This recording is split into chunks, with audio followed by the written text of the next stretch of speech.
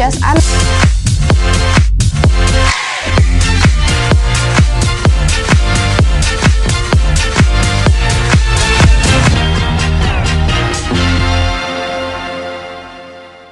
Good morning, FHS. I'm Ryan. And I'm Maddie with your Wednesday morning news.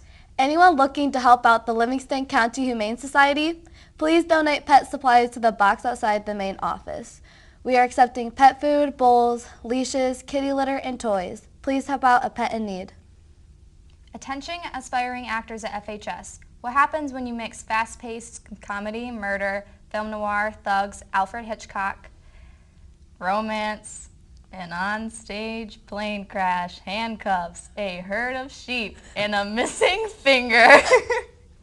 The answer is the 39 steps. Performances are March 16th, 17th, and 18th, 2018. Auditions are December 30th and 14th. Audition packets and sign-ups available soon. See Mrs. Ording with questions. Seniors, just a reminder that you have to order your cap and gowns by November 28th for boys and November 29th for girls. Would you like to run or walk for the JDRF Foundation? Alex Sutliff and Noah Malitsky are holding a 5K walk/run for the FDRF Foundation, November 18th at 8 a.m. at the junior high parking lot. Entry fee is $5. All funds needed will go to the JDRF, A World Without Type 1 Diabetes. Sign-up forms are in any of the offices. Window painting for Christmas in the Ville continues this week. If you would like to help paint, please see Mrs. Steffi or ask your class council advisor about how you can participate. Volunteers are needed. You do not need to be an artist. It's paint by number. Glad TV has more special topics segments this week. Today we bring you the latest in technology with self-driving cars. Self-driving cars get a lot of buzz these days, and deservedly so. The advent of autonomous vehicles could revolutionize the way we live and interact with transportation and carry huge consequences for all auto, tech, and even semiconductor companies. Self-driving cars use 4 different technologies. LiDAR uses light wavelengths and doesn't distinguish color and contrast. It is very expensive. Radar uses radio waves to identify objects and determine velocity and angles. It has good range but low resolution.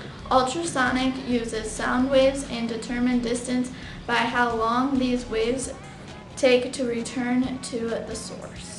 Passive visual uses cameras combined with sophisticated image recognition algorithms to understand what the cameras are seeing. These systems can detect color, contrast, and resolution better than other sensors.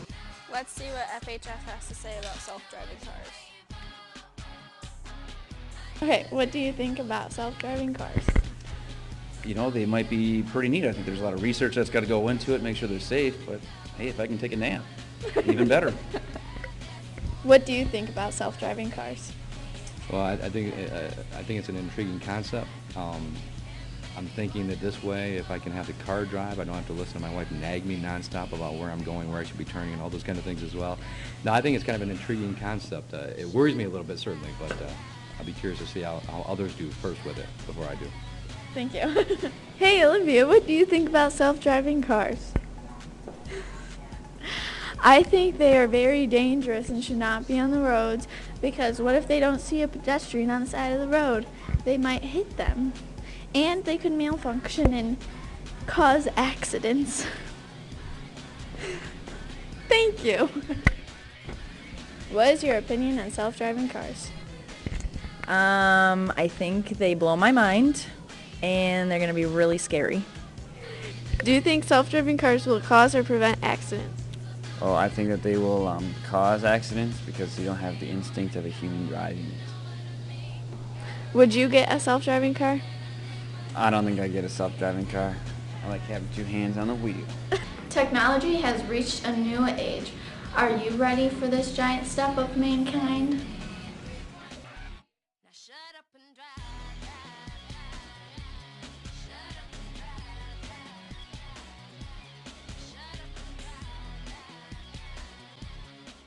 Our world is definitely changing. Over the past couple of weeks, new legislation has surfaced that would allow guns in school. Macy, McKenna, Jake, and Jewel sat down with Mr. Rodell and Officer Soley to see what this means for a school district. This is Jake, Macy, McKenna, and Jewel talking about guns in school.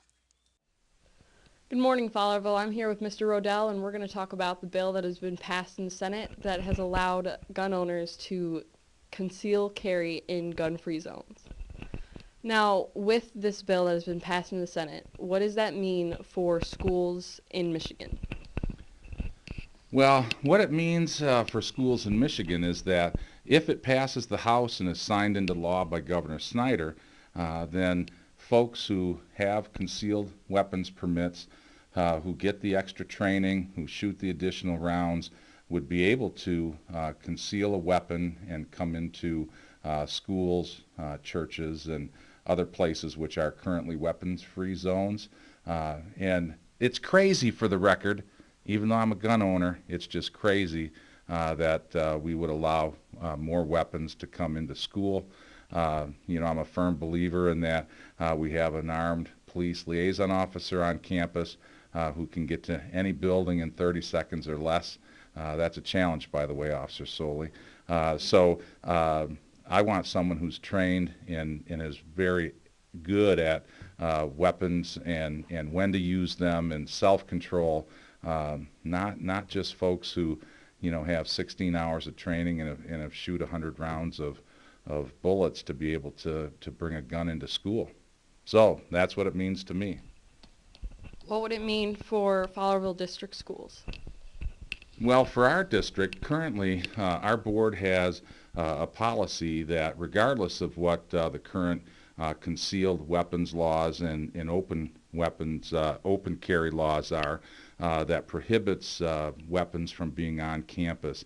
Unless you're a police officer or a retired police officer, and there are some other exceptions to that as well. But so even though the laws are changing, here at Fowlerville, we're going to remain a weapons-free zone based on board policy, and that goes for contractors, visitors, students, staff, support staff, doesn't matter.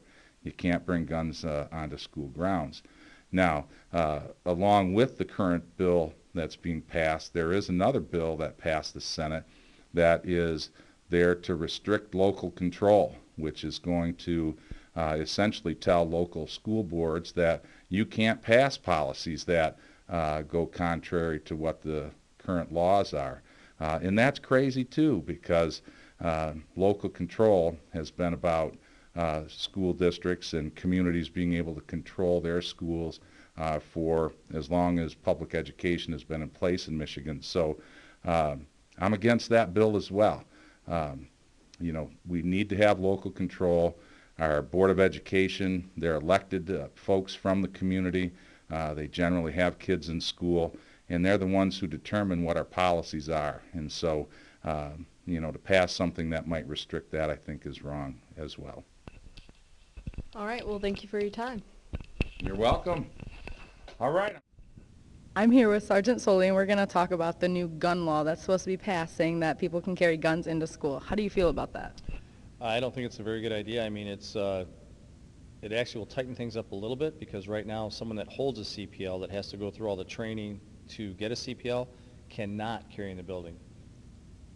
The open carry law says that anybody can open carry into a building, except Fowlerville Schools has a no weapons policy. So if they do carry in, they're in violation of that policy.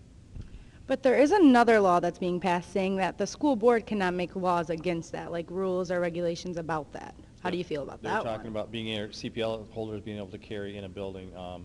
I don't think it's a great idea, but if it's the law, that's what we have to follow. Okay. Do you think like police officers and everything would have to patrol the school more or anything throughout this? No, I don't think so, because like I said, most of your CPL holders are people that go through an extensive background check to be able to carry CPL. How would you feel if guns were brought into the school and teachers were allowed to carry? Teachers carrying. Honestly, I don't think that would make me feel more comfortable. And I know the idea behind it is supposed to make me feel more comfortable, but I really don't, for a couple reasons. I mean, I think we should leave that to the professionals. I also think it would be too easy for, let's say, a student that might be not having a good day to get you know, to be able to get to that or to get to those arms. And I just don't think it should be the responsibility of the teachers to do that. And I don't think I'd be more comfortable. Although this bill has not been passed in the House yet, it has been passed in the Senate, and it has been rumored that Governor Steiner will veto it before the bill becomes a law.